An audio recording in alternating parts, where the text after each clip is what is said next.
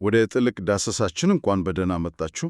ዛሬ የምንመረምረው እጅግ ውስብስብና ብዙዎቹን ግራ የሚያጋባ ጥያቄ ነው። በመጽሐፍ ቅዱስ ትንቢት ውስጥ ስለ የመጨረሻው አንድ ሳምንት ወይም ሰባኛው ሱባኤ ብዙ ይነገራል። ግን ጥያቄው ይህ ውሳኝ የጊዜ ወቅት መቼ ነው የሚጀምረው? ይህንን ለመመለስ በዳንኤል እና በዮሐንስ ራእይ መጽሐፍት ላይ የተመሰረቱ አንዳንድ ጥልቅ ትርጓሜዎችን ነው የምንዳስሰው። በጣም ትክክል ነህ። ብዙ ጊዜ ሰዎች ቀኑንና ሰዓቱን ለማወቅ ይሞክራሉ። ነገር ግን በእነዚህ ምንጮች ትንታኔ መሰረት ቁልፉ ያለው ቅደም ተከተሉን በመረዳት ላይ ነው። የመጨረሻው ሳምንት መቼ እንደሚጀምር ሌላ ወሳኝ ጥያቄ መመለስ አለብን ይላሉ። እሱ ምንድን ነው? ከባህርና ከምድር የሚወጡት አራዊት መቼ ነው የሚገለጡት? መልሱ እዚህ ላይ ነው ያለው። የእነሱ መገለጥ ነው የሰዓት መቁጠሪያውን የሚያስጀምረው። እሺ፣ ይህ በጣም ጥሩ መነሻ ነው። የአራዊቱ መገለጥ ነው የማስጀመሪያውን ነጥብ ካልን ወደዚያ ከመድረሳችን በፊት መድረኩን የሚያዘጋጁት ቁልፍ ተዋናዮች እና ጽንሰ ሐሳቦች እነማን ናቸው? ምክንያቱም አራዊቱ ከምንም ሳይነሱ አንጂሁ ብቅ የሚሉ አይመስለኝም። በፍጹም። መድረኩን የሚያዘጋጁት ዋና ተዋናዮች በምንጮቹ አተረጓጎም መሰረት ሚቱ 14,000 የሚባሉት ናቸው። እነዚህ ከሰዎች መካከል የተዋጁ በኩራቶች ተብሎ ተገልጸዋል። ሁለቱም ምስክሮች ተብሎ የሚጠራ ነው አይደል? አዎ፣ በራእይ መጽሐፍ ውስጥ በዚያ የሚወከላኑ ተብሎ ይተነተናል። የሚገርመው የእነሱ መገለጥ የሚሆነው ስድስተኛው ማህተም ሲፈታ ነው። ስለዚህ የአራዊቱ መገለጥ ከመድረሱ በፊት የ144 ሺዎቹ መገለጥ ይቀድማል። እዚህ ጋር አንድ ነገር የምናይ ምንጮቹ የበልግ ዝናብና የመከር ዝናብ ስለሚባል ነገር ያወራሉ። ይህ ከ144 ሺዎቹ ጋር በቀጥታ የተያዘ ጽንሰ ሐሳብ ነው አይደል? ዝናብ ስንል ቃል በቃል ዝናብ ማለታችን እንዳልሆነ ግልጽ ነው። አዎ፣ ይህ በጣም ወሳኝ የሆነ ምስላዊ አነጋገር ነው።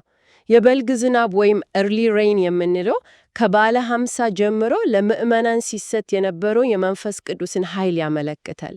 ልክ ዘር እንዲበቅልና እንዲጸና የሚያደርግ መሰረታዊ ውሃ እንደማለት ነው። መሰረታዊ ነገር ነው ማለት ነው። አዎ፣ ያለሱ ተኩሉ መቆም አይችልም። ይህንን የተቀበሉ ሁሉ የመንፈስ በኩራቶች ይሆናሉ ይላሉ ምንጮቹ።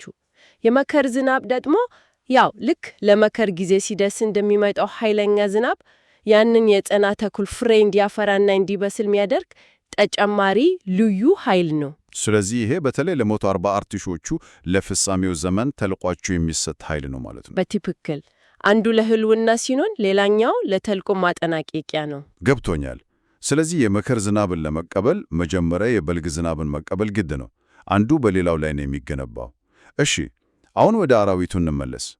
ከባህርና ከምድር ይወጣሉ ተብሏል። ይህ ምን ነው የሚወክለው? አራዊቱ የመጨረሻውን ሳምንት የሚያስጀምሩት ምልክቶች ናቸው። ከባህር የሚወጣው አውሬ በራእይ 30 ላይ ሲገለጽ 10 ቀንዶችና 7 ራሶች እንዳሉት ይነገራል። ትንታኔዎቹ ይህንን ከዳንኤል መጽሐፍ ጋር በማገናኘት የአራቱ ጥንታዊ ኃያላን መንግስታት ጥምረት እንደሆነ ያስረዳሉ። የአራቱ መንግስታት ጥምረት ስትይ ምን ማለትሽ ነው? ባቢሎን፣ ፋርስ፣ ግሪክ እና ሮምን ማለታችን ነው? ብድቅ የጥምረት እንዲሁ በዘፈቀደ የተደረደረ አይደለም። ምንጮቹ እንደሚሉት ይህ አውሬ የባቢሎንን ሃይማኖታዊ ግራ መገባበት፣ የፋርሲን ጨካኝ ሕግ፣ የግሪክን ዓለማዊ ፍልስፍና እና የሮምን ጨካኝ ወታደራዊ ኃይል በአንድ ላይ የያዘ ነው። ማለቴ ከዚህ በፊት ታይቶ የማይታወቅ ሁሉን አቀፍ የቁጥጥር ስርዓት መሆኑን ያመለክታል። ስለዚህ የምንናገረው ስለ አንድ መንግስት ብቻ ሳይሆን ስለ አንድ ፍጹም የቁጥጥር አይዲዮሎጂ ነው ማለት ነው። አዎ፣ ከምድር የሚወጣው አውሬ ደግሞ የመጀመሪያውን አውሬ ስልጣን የሚያስፈጽም ሐሰተኛ ተአምራትን የሚያደርግ እና የሃይማኖትና የፖለቲካ ጥምረት ኃይልን ይወክላል ተብሎ ይተነተናል። እሺ፣ አሁን ምስሉ የጥራ መጥቷል። የ44 አራቶቹ በአንድ በኩል፣ እነዚህ ሁሉን አቀፍ ኃይሎች በሌላ በኩል። እንግዲያ የክስተቶቹም ቅደም ተከተልን መርምር። ሁሉም ነገር የሚጀምረው ከየት ነው ያልሽኝ? ሁሉም ነገር የሚጀምረው ስድስተኛው ማህተም ሲፈታ ነው። በዚህ ጊዜ ነው የ44ዎቹ የእግዚአብሔር ማህተም በግንባራቸው ላይ የሚታተመው። ይህ መንፈሳዊ መለያ ነው። ከተፈጥሮ ክስተቶች ጋርም እያያዛል አይደል? አዎ። ከዚህ ጋር ተያይዞ ታላላቅ የተፈጥሮ ክስተቶች ይፈጸማሉ። ታላላቅ የምድር መናወጥ፣ ፀሐይ እንደ ማግፖርቹኔት፣ ጨረቃም እንደ ደም መሆን፣ እነዚህ ምልክቶች ናቸው የ14 ሺዎቹ መታተም እየተከናወነ መሆኑን የሚያሳዩት። እዚህ ጋር አንድ በጣም ወሳኝ ዝርዝር አለ። ስለ አራቱ ነፋሳት ማኅተሙ ከመጠናቀቁ በፊት እነዚህ ነፋሳት ይታገዳሉ ይላል። ይህ ለምን አስፈለገ? በጣም ጥሩ ጥያቄ ነው።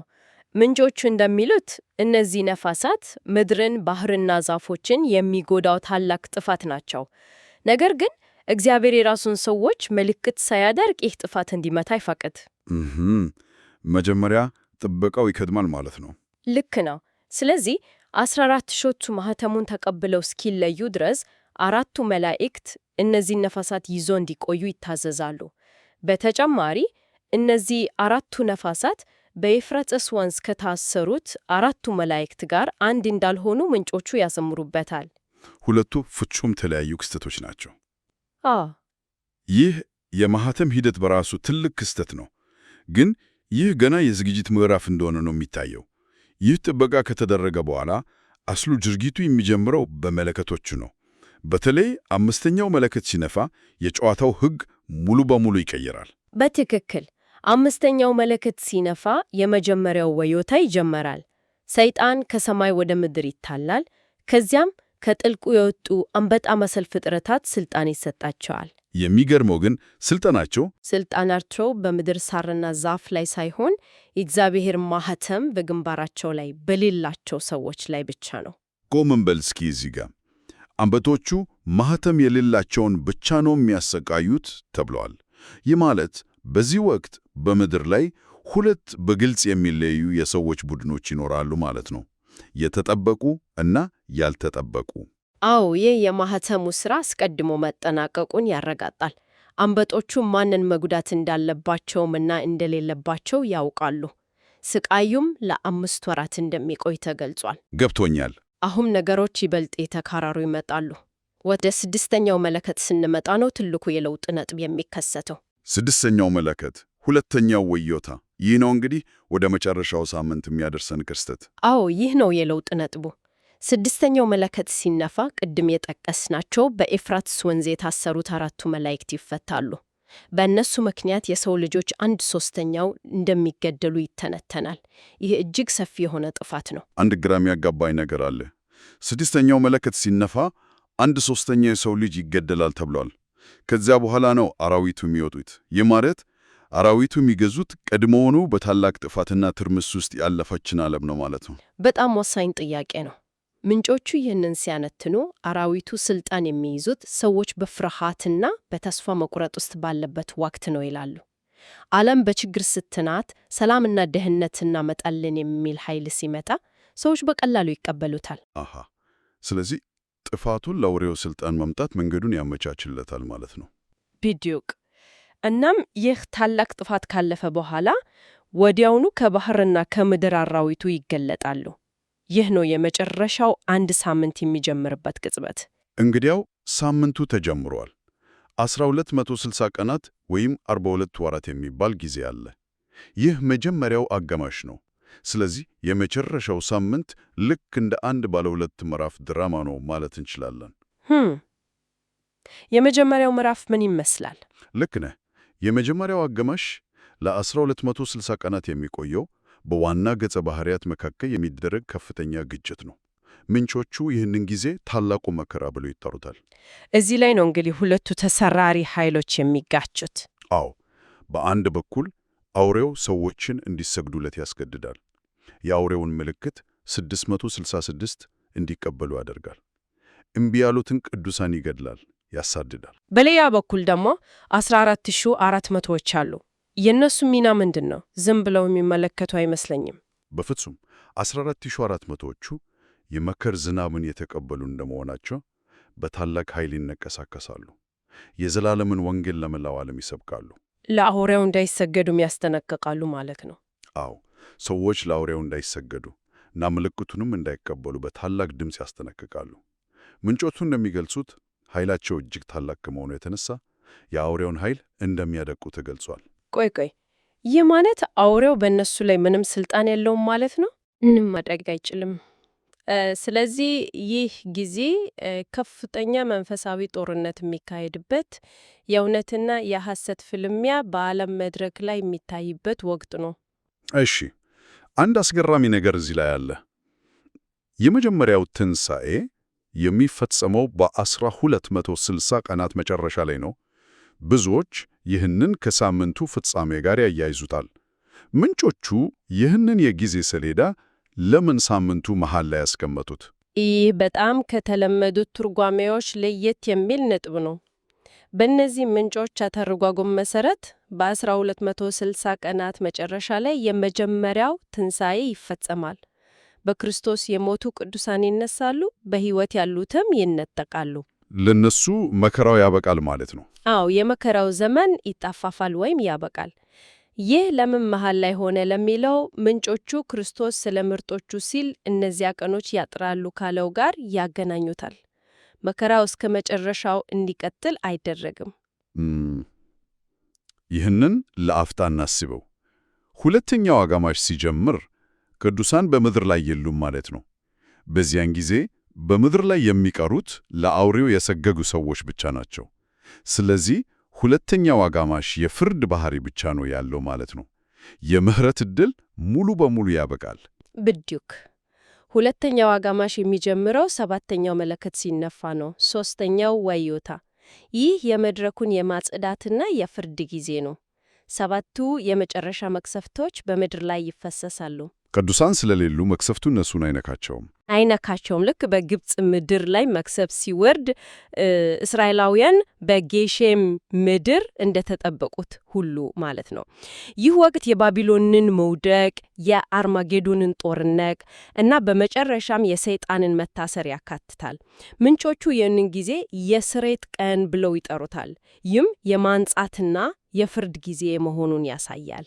እንግዲያው የዛሬውን ዳሰሳ ስናጠቃልል በእነዚህ ትርጓሜዎች ላይ የተመሰረተው የጊዜ ሰሌዳ በጣም ግልጽ የሆነ ቅደም ተከተል አለው። እስኪ እንደግመው። አንደኛ፣ ስድስተኛው ማኅተም ሲፈታ 144 ሺዎቹ ተለይተው ይታተማሉ። ይህ የዝግጅት ምዕራፍ ነው። ልክ ነው። ሁለተኛ፣ ስድስተኛው መለከት ሲነፋ ያ ትልቁ ጥፋት ከሆነ በኋላ አራዊቱ ይገለጣሉ። ይህ የመጨረሻው ሳምንት መጀመሪያ ነው። አዎ። ከዚያ በኋላ ሦስተኛው ነጥብ የመጀመሪያው አጋማሽ ማለትም የአልፎ 460 ቀናት ታላቁ መከራ ይጀምራል። በወር 48ዎችና በአውሬው ኃይሎች መካከል ከፍተኛ ግጭት ይኖራል። ይህ ሲያበቃ አራተኛው የመጀመሪያው ትንሣኤ ይፈጸምና ቅዱሳን ከምድር ይወሰዳሉ። ልክ ነው። እና በመጨረሻም አምስተኛ ሁለተኛው አጋማሽ በሰባቱ መቅሰፍቶች ይጀምራል። ይህም በአመፀኞች ላይ የሚፈጸም የፍርድ ጊዜ ሆኖ ይጠናቀቃል። በትክክል። አንድ አስገራሚ ነጥብ እዚህ ላይ አለ።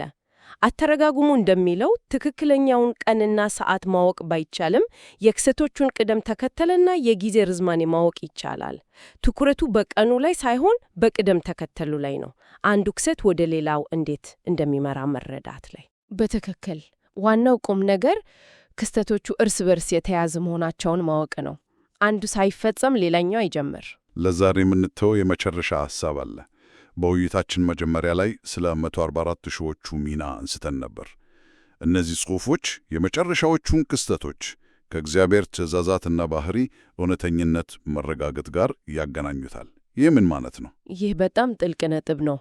ትንታኔው እንደሚያስቀምጠው የሰይጣን የመጀመሪያ ክስ የእግዚአብሔር ሕግ ሊጠበቅ አይቻልም፣ ነጻ ፍቃድ ወደ ኃጢአት መምራቱ አይቀርም የሚል ነበር። የ144 ሺዎቹ በታላቁ መከራ ውስጥ ጸንተው መቆማቸው በሰው ልጆች ውስጥ እንኳን የእግዚአብሔር ጸጋ ሲሰራ ሕጉ ሊጠበቅ እንደሚችል ያረጋግጣል ይላሉ። ስለዚህ የእነሱ ታማኝነት አንድ ትልቅ ማረጋገጫ ነው ማለት ነው። አዎ፣ ይህ ማረጋገጥ በፍጥረት አእምሮ ውስጥ የነበረውን ጥርጣሬ በማስወገድ የፍጡራኑን ነጻ ፍቃድ ፍጹም እንደሚያደርገውና ኃጢአት ዳግም እንዳይነሳ እንደሚያደርግ ይገልጻሉ። ይህ ሲሆን የፍጥረት ዋና ዓላማ ይፈጸማል። ስለዚህ ለዛሬ ልናሰላስለው የሚገባው ጥያቄ ይህ ነው። በእነዚህ ትርጓሜዎች መሠረት የታሪክ ፍጻሜ ዓላማ ፍርድና ቅጣት ብቻ ሳይሆን በእውነት ማረጋገጫ በኩል የነጻ ፍቃድ ፍጹም መሆን ነው። ይህ ማለት የመጨረሻው ድራማ ዓላማው ለተመልካቹ ዩኒቨርስ በሙሉ የእግዚአብሔር መንገድ ትክክል እንደሆነና ነጻነት ከሕግ ጋር አብሮ ሊኖር እንደሚችል ማሳየት ነው ማለት ሊሆን ይችላል። ይህንን እያሰላሰልን ለዛሬ እናብቃ።